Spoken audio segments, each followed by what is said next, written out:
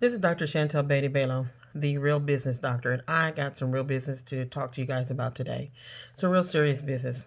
I was working with one of my doctoral students today, and I printed out this fact sheet that I like for them to have as a desk reference when they're doing their research. And I just said to myself, let me share this to the open public and let you guys understand some things. This is from the, let's see here, frequently asked questions, and it comes from the United States Small Business Administration, the Office of Advocacy. And it gives you a plethora of information. And this is the latest, it's October of 2020.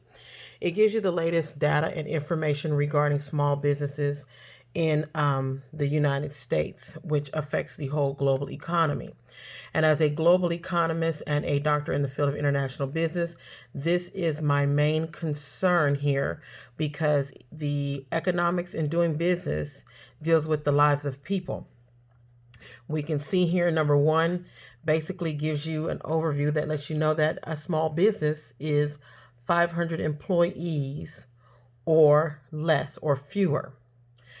And then what I really want to get to is this point right here.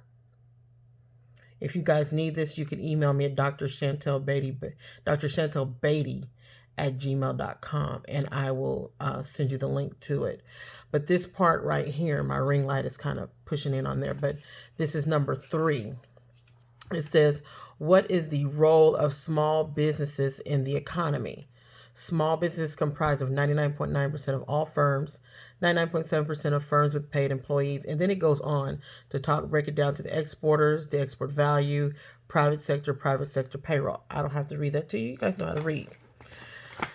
And then this is where the PhDs in business and the doctors of business administration, those who are doctoral candidates, this is why they were particularly created to solve this major problem right here. And this is what they go to school for. This is what I went to school for. This is what we did our research in, and this is a big problem. The only difference here is this one, it comprises of the United States, and mine was, I look at it from an international or a global economic aspect. But if we just look at the United States alone, you can see here from this period of 1994 to 2018. Now, it's the reasons to 2018, because remember 2019, COVID began, and I'm going to go back up to that right quick. It says, now this gives you the positive numbers, the positive aspect, but it lets you know that an average of 67.6 businesses percent of new employer establishments survived at least 2 years. That means about over 30% failed. During the same period, the 5-year survival rate was 48.8%. That means that over 51% failed. The 10-year survival rate was 33.6%, which means more than 66% failed, more than that failed. And the 15-year survival rate was 25.7%. That means that over 75%, but over 75, almost 75% businesses did not make it to 15 years. This is so important, 15 years, because without businesses, people don't have employment. Without employment, people aren't making money. Without money, people aren't eating, sleeping, drinking, and paying their bills. And people are suffering. This is why this is so important. It's important to me. But let me go here because that's through 2018.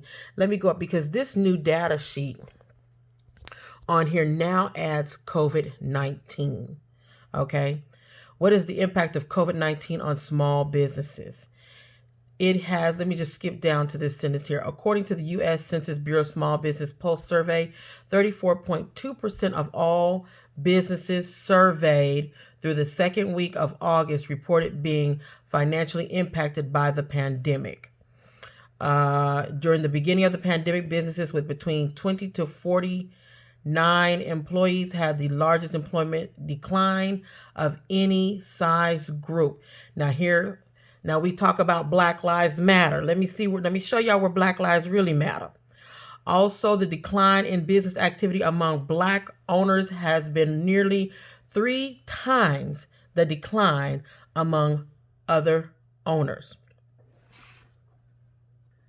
This is serious business. And this is what I spent my life researching, what I've still spent my life researching. I've developed a theory, Dr. Chantell Beaty's theory, and I'm being real serious with you guys today. I like to play a lot, but today I'm being serious. What I've concluded based on my own research and my own theory and my own experience of being almost 50 years on this planet is that the problem is not that 50% of businesses fail, 51% of businesses fail within the first 5 years, and increased almost 75% within 15 years. What I have concluded is it's not that the business fails, people fail. And as long as we keep making excuses and pushing it off on the business and saying that the business plan didn't work, the marketing plan didn't work, or so and so didn't get my product, so and so didn't buy my product, or it has something to do with the business, and because it's the business problem, we're going to shut down the business and start a new business. We're going to keep having this problem because what we have is not a business problem. We have a human problem. We have a people problem. We have people who just can't get it together while they're trying to do business. Is it their fault? It may be so, it may be not. I don't know. But I know that every known problem on the planet Earth that is caused by a human being has a known solution that can be solved by a human being. And as long as we look at the problem as being the human being, we can come to the solution. But as long as we're putting it on an inanimate object, such as a business that cannot speak, talk, or breathe, we will continue to have this problem. Why is this problem so important? Because people's lives depend on it. People can't eat. People can't pay their bills. People are suffering. People have medical issues. People's lives are being cut off, and people are dying because of this problem right here. And this is where I put my life. This is where I put my research. This is what I do. This is the real business doctor and what I do. Now, I can't tell you if it's just the point that people just suck at life, but I can tell you that the biggest problem is money. We all know it's money. Some people just cannot get it together when it comes to money. They want to do business, they want to go in business, but they don't have their personal business together. In the United States, they don't have their credit right. They're not accessing their credit. They're not looking at their FICO score. They're not managing their assets and their liabilities. They're overextending their debt. They don't even know what debt is. They don't even know what debt is in a debt-based society. They don't know what assets are. They don't know what liabilities are. They're not thinking about the future. And that not only what they will leave for the future for their children and their children's children, but they just might live long enough that they might need something. Do you guys know that it takes about $1 million to be in your bank account today before you can actively retire? How many people have $1 million before they retire? That's a lot to think about. So if you're thinking about retiring really early, you better be thinking about having $1 million in the bank. And if you're thinking about moving from your job to your business, you better have a steady plan. And a plan that involves you getting your life right and your personal finances right, your personal money right. Because what I'm learning is that people have a problem with the basic rules of money. And right now we are living in a life of the new rules of money. Money is no longer fiat currency. Money has moved all the way into digital. Money is now being run on a blockchain. Money and banking is not as it used to be. It's a whole different story. And what you need is help. You need coaching. You need counseling. You need advising. You need mentoring. It's a whole lot that goes in that. There are a lot of people out there that can do it. But you're going to have to actively go out and get that help. Go out and get that help for your personal lifestyle and where you may have errors in your budgeting and your saving and your discipline.